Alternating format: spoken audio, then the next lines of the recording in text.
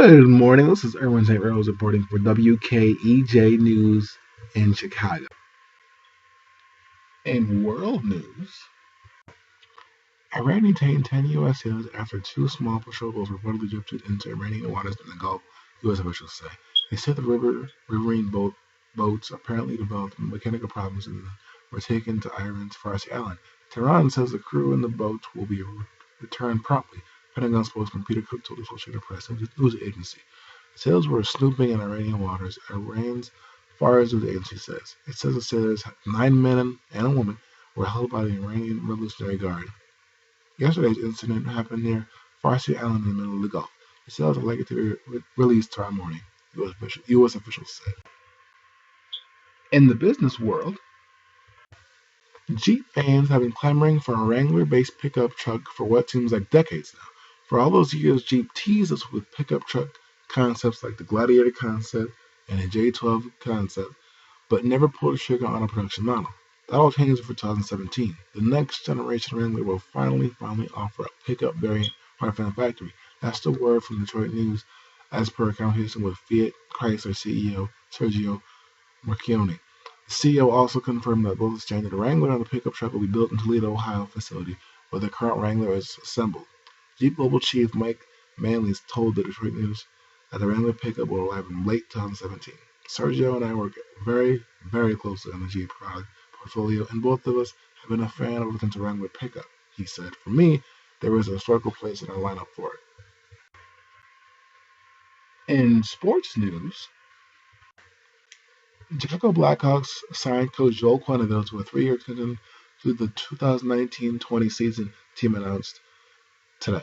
Queneville, who has led the Blackhawks to 3 Stanley Cup championships, has a 343 168 record during his tenure in Chicago, which is now in its 8th season. He needs just one win to tie Al Arbor as the second winningest coach in NHL history with 782 victories. Queneville has a 781 victory record in his 19 seasons, which also includes stunts with the St. Louis Blues and Colorado Avalanche. The Blackhawks are currently second in Central Division, just 4 points behind the Dallas Stars.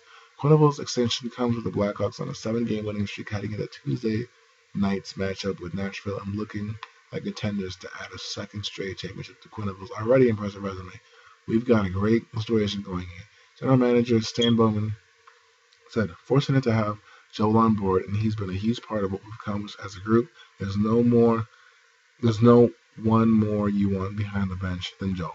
Quenneville took over in Chicago just 4 games into the 2008-9 season, replacing Dennis Savard as a Hall of Famer was cut loose by former general manager Dale Talon in a controversial move. What followed was the most successful run in franchise history, with Chicago winning it all in 2010, 2013, and last year. In national news, President Barack Obama has already publicized his appreciation for Kendrick Lamar, specifically calling out How Much It All Cost as his favorite song of 2015. However, the POTUS also invited the rapper for a visit to D.C.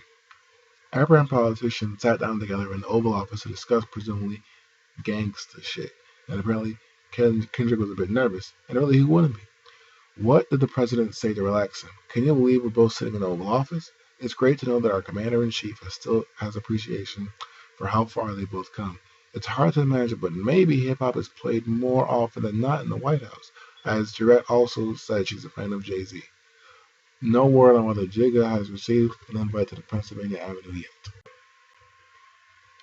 In local news, 7 people were shot to death and 30 more were wounded across Chicago over the weekend, raising the number of shootings in the city to more than 100 in just over a week into the new year, according to police. Fatal shootings included 2 teens killed by a store clerk during a robbery in the Grisham neighborhood on the south side, and one of 3 people shot at a party 4 blocks from Mayor Ron Emanuel's home. As of Monday morning, at least 19 people have been killed in gun violence in Chicago this year, and at least 101 more have been wounded, according to data compiled by the Tribune.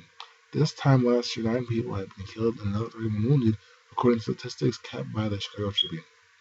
Chicago Police spokesman Anthony Guglielmo released a statement blaming most of the violence on chronic gang conflicts. Every year, Chicago police recover more illegal guns than officers in any other city. And as more and more illegal guns continue to find their way into our neighborhoods, it is clear we need stronger state and federal gun laws, Guglielmi said in a statement. So far this year, the majority of the gun violence we've seen are a result of chronic gang conflicts driven in part by social media commentary and petty disputes among rival factions. Despite an overall lack of cooperation from gang members, detectives are working aggressively and making optimistic progress in several cases. This has been Erwin St. Rose reporting for the WKEJ News in Chicago. Have a great day. Until next time, Chicago.